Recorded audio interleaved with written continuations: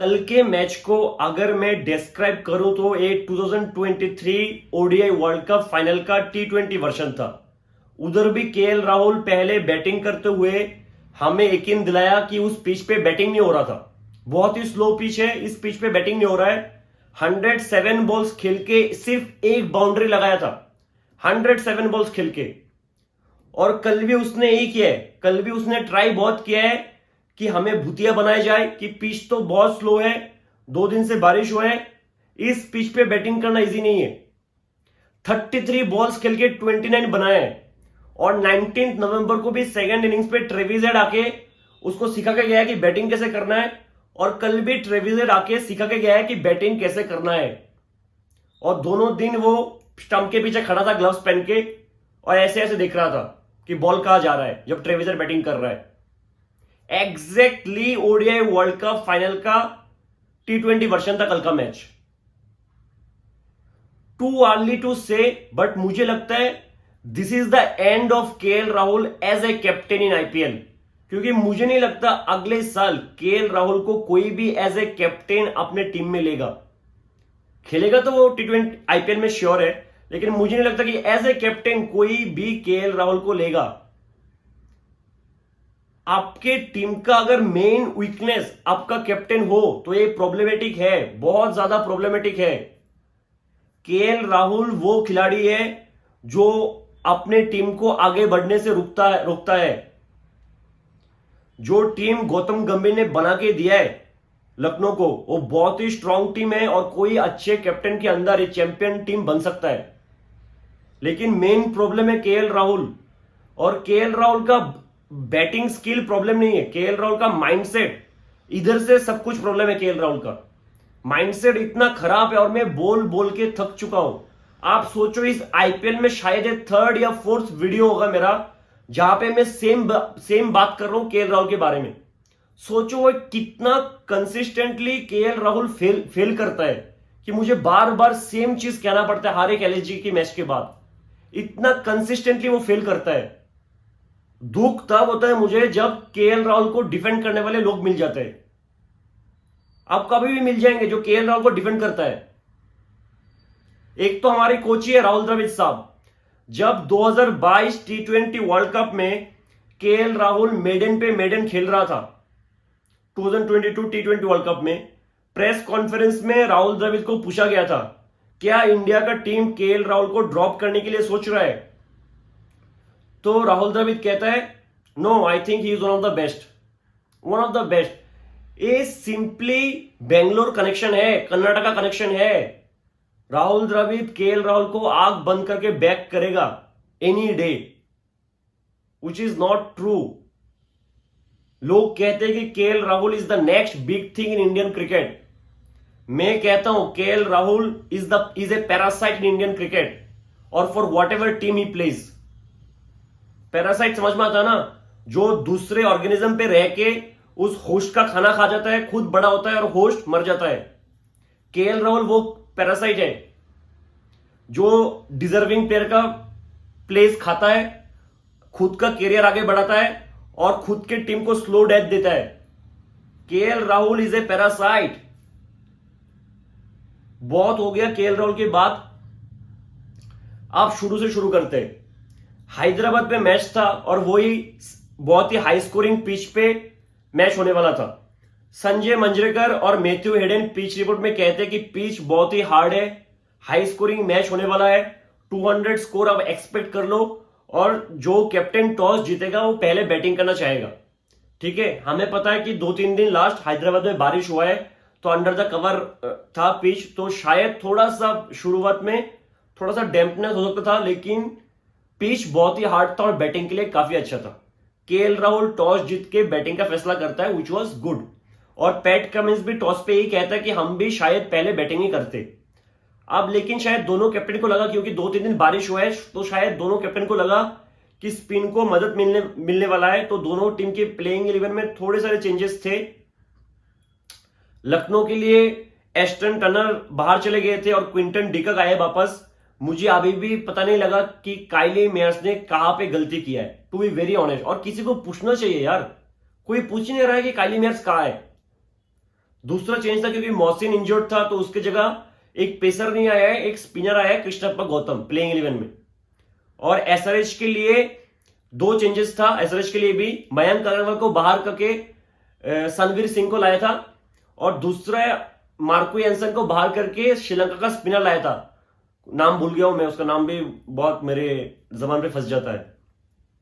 अब ओपनिंग करने आते हैं the best opener in T20 cricket, the best opener of all time, KL the great Rahul, the classy Rahul, जिनकी batting skill से दुनिया भर में बहुत सारे फैंस है कि क्या टेक्निक है, क्या स्किल है। और उनके साथ क्विंटन डिकॉक, पहले ओवर में 3 रन, दूसरे ओवर पे 10 रन, अब थर्ड ओवर डालने आता है Bhuvneshwar Kumar, Quinton de Kock pull करता है, brilliant catch by Nitish Reddy, जो जंप किया है, जंप का टाइमिंग परफेक्ट, बॉल रिलीज करने का टाइमिंग परफेक्ट, और अंदर आके बहुत आराम से कैच को कंप्लीट किया है। नीतीश रेड्डी इंडिया के लिए बहुत बड़ा एसेट बनने वाला है अगर हम इसको ग्रूम करें। और ये बात भी मैं रिपीटेडली बोल रहा हूं, क्योंकि जब नीतीश रेड्डी बैटिंग करता है, चाहे वो बॉलिंग कर रहा हो, चाहे वो फील्डिंग कर रहा हो, कुछ भी कर रहा हो, ऐसा लगता है कि बंदा अपना 200% दे रहा है, 100% नहीं, 200%। उससे वो फीलिंग आता है कि ये कुछ करके ही मानेगा। थर्ड ओवर पे सिर्फ 2 रन, फोर्थ ओवर पे सिर्फ 5 रन, फिफ्थ ओवर डाल जाते हैं भूवी और स्टोइनिस को आउट कर देता है। Again a brilliant catch by Sanvir Singh. ये तो मानना पड़ेगा कि पैट कमिंस के अंडर फील्डिंग टीम बहुत ही स्ट्रांग हो जाता है, इंपॉर्टेंट मैचेस पे बहुत ही स्ट्रांग हो जाता है, और हमने वो वर्ल्ड कप फाइनल में भी देखा था कि शानदार फील्डिंग हुआ था उस मैच पे भी। अब पावर प्ले के बाद एलएसजी का स्कोर होता है 27 for 2। अब बहुत लोग सोचेंगे कि शायद पहले इनिंग्स पे पिच बहुत स्लो था। मैं उनको कह देता हूं कि पिच पे ना कोई एक्स्ट्रा टर्न था, ना बॉल रुक के आ रहा था, कुछ भी नहीं था। केएल राहुल मारने का ट्राई नहीं किया। 7th ओवर पे सिर्फ 3 रन, 8th ओवर में कृणाल पांड्या उनहत्तर को 2 छक्का लगाता है, उस ओवर में 15 रन आता है। 9th ओवर में सिर्फ 4 रन, और 10th ओवर में आके पैट कमिंस ने केएल राहुल का विकेट ले लिया। केएल राहुल 33 बॉल्स 29, 87 का strike rate, brilliant knock, brilliant knock, बस इतने में रहने देते हैं। लेकिन मुझे इस बात से बहुत दुख हुआ कि केएल राहुल आउट हो गया, क्योंकि अगर केएल राहुल और 5 ओवर खेल जाता तो मैं लिख के दे सकता हूं कि एलएसजी का टोटल होता 130, 120, इससे ज्यादा नहीं होता अगर वो और 5 ओवर खेल जाता। क्योंकि KL Rahul in pitch is a blessing in disguise for opponents. As a opponent आप चाहोगे कि जितना ज्यादा बॉल केएल राहुल खेले उतना ज्यादा अच्छा है, लेकिन कमिंस बेचारा शरीफ है, उसने आउट कर दिया, या फिर वो भी बोर हो गया होगा केएल राहुल को देख के, कह रहे क्या बैटिंग कर रहा है, इसने वर्ल्ड कप फाइनल में भी पकाया, अभी भी पका रहा है, आउट कर देता हूं, कुछ तो हमें टारगेट मिले चेस करने में। आप क्या 100 रन चेस करने उतरेंगे हम? 10 ओवर के बाद एलएसजी का स्कोर होता है 57 for 3, और फिर पैट कमिंस कृणाल पांड्या को डायरेक्टेड करके रन आउट कर देता है। 13th ओवर के बाद एलएसजी का स्कोर होता है 73 for 4, और उधर से आयुष बदोनी और निकोलस पुरन काफी अच्छा बैटिंग करता है। और निकोलस पुरन से तो हम एक्सपेक्ट भी करते हैं कि वो अच्छा करेगा, लेकिन आयुष बदोनी जो अंडर प्रेशर उस सिचुएशन पे नटराजन को टारगेट करके मार रहा था, दैट वाज एक्सेलेंट और बहुत इंप्रेसिव था। मतलब ऐसा लग रहा था कि आयुष बदोनी ने नटराजन का माइंड रीड कर चुका था, वो ऐसा लग रहा था, क्योंकि नटराजन जहां पे बॉल डाल रहा था आयुष बदोनी पहले से उधर मूव करके बॉल को अपनी हिटिंग आर्क पे ला रहा था और हिट कर रहा था। बेहतरीन बैटिंग किया आयुष बदोनी ने, बेहतरीन। 14th over Natarajan 17 run, 15th over 12 run, 16th over 10 run, 17th over 14 run, 18th over Bhuvi सिर्फ 5 रन देके जाता है।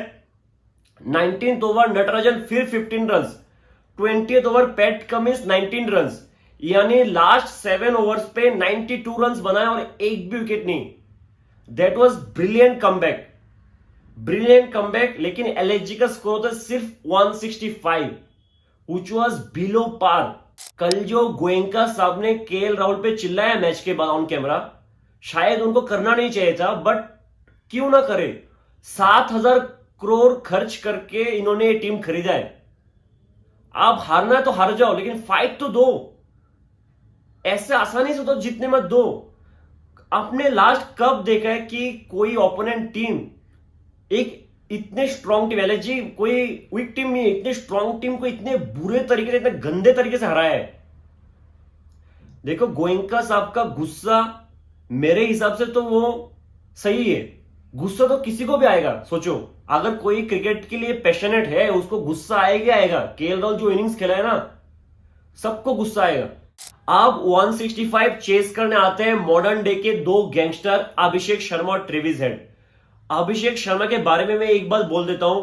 अभिषेक शर्मा ये जो पैट कमिंस के अंडर खेल रहा है और ट्रेविस हेड के साथ इतना वक्त गुजर रहा है, नेट में भी और पिच में भी, ये उसके करियर में बहुत इंपॉर्टेंट रोल प्ले करने वाला है। ये जो आईपीएल का फेज चल रहा है ना अभी, बहुत इंपॉर्टेंट रोल प्ले करने वाला है अभिषेक शर्मा के करियर में।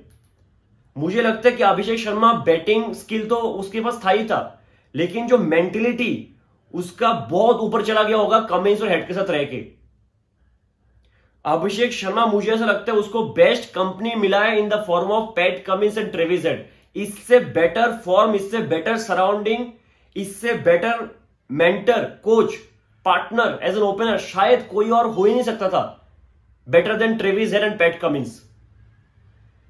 और जिस दिन अभिषेक शर्मा इंडिया के लिए अच्छा करेगा, मैं लिख के दे सकता हूं, वो थैंक्स बोलेगा ट्रेविस हेड को स्पेशली, और पैट कमिंस को भी शायद वो थैंक्स बोलेगा।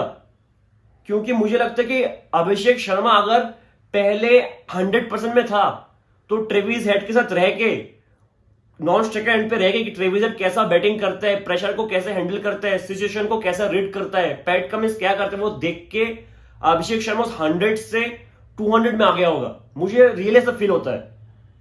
चेस के बारे में क्या है बात करना, 9.4 ओवर्स में 165 चेज हो गया है। 9.4 ओवर्स में जितने बॉल खेल के केएल राहुल ने 29 रन बनाए हैं, उतने बॉल्स में एसआरएच ने 100 मार दिया है। 100 मार दिया एसआरएच ने उतने बॉल खेल के। कल का जो मैच है वो केएल राहुल को जिंदगी भर हॉन्ट करेगा, जिंदगी भर हॉन्ट करेगा उसको ये मैच। और मुझे ऐसा लगता है कि केएल राहुल को T20 से तो रिटायर ले लेना चाहिए और उसको ओडीआई और टेस्ट पे फोकस करना चाहिए। क्योंकि ऐसा ना हो कि वो T20 में वापसी करने के लिए उसका ओडीआई और टेस्ट भी खराब हो जाए, फिर ना इधर का रहेगा ना उधर का। और मैं सीरियसली बोल रहा हूं। और मुझे ऐसा भी लगता है उसको एक बैटिंग कोच की नहीं, एक काउंसलर, एक थेरापिस्ट की जरूरत है कि उसके माइंडसेट को थोड़ा ऐसा पॉजिटिव बना दे। बहुत ही टीमिड माइंडसेट का प्लेयर है केएल राहुल।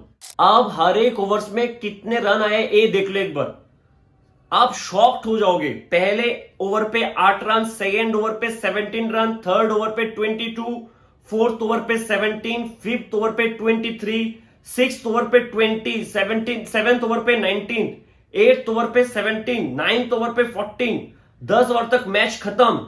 अभिषेक शर्मा 28 बॉल 75, 268 का strike rate. Travis head 30 balls 89, 296 का स्ट्राइक रेट। मतलब कोई भी वर्ड अच्छे से जस्टिफाई नहीं कर पाई इन दोनों की इनिंग्स को, कोई भी वर्ड जस्टिफाई नहीं कर पाई इन दोनों की इनिंग्स को। अब क्या बोलोगे, out of the world innings था ये। ऐसा क्रिकेट शायद किसी ने कभी सपने भी सोचा ना होगा कि T20 में ऐसा बैटिंग हो सकता है, वो भी इंटरनेशनल लेवल पे। बहुत ही गंदा हरा है एलएसजी, बहुत ज्यादा गंदा। और बहुत कम चांसेस रह गए एलएसजी के पास क्वालिफाई करने के लिए, बहुत कम चांसेस। मिलते हैं अगली वीडियो में, तब तक के लिए जय हिंद।